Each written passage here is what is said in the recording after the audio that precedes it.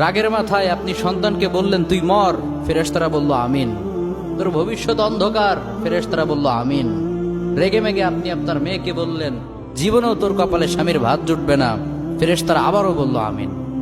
আচ্ছা, আপনি না সেই ব্যক্তি যে তার নিজের জীবনের চাইতেও সন্তানকে বেশি ভালোবাসেন? আপনি না সেই ব্যক্তি যে তার সন্তানের জন্য হাসতে হাসতে নিজের জীবনটাও দিয়ে দিতে পারেন? আপনি না সেই ব্যক্তি যে আল্লাহর কাছে নিজের চাইতেও সন্তানের জন্য বেশি দোয়া করে? তাহলে কি করে নিজের হাতে নিজের সন্তানের এত বড় ক্ষতি করতে পারলেন? Doesn't make any sense.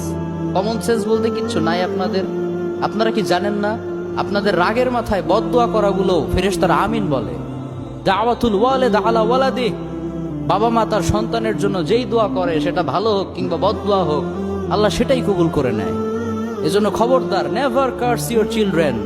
রাগের মাথায় কখনো সন্তানকে অভিশাপ করবেন না। খুব বেশি রাগ উঠে গেলে তার জন্য উল্টা ভালো দোয়া করেন। কাবা শরীফের একজন ইমাম আছে, ইমাম আল কালবানি। তার মায়ের যখন প্রচন্ড পরিমাণে রাগ উঠে যেত, সে তার ছোট্ট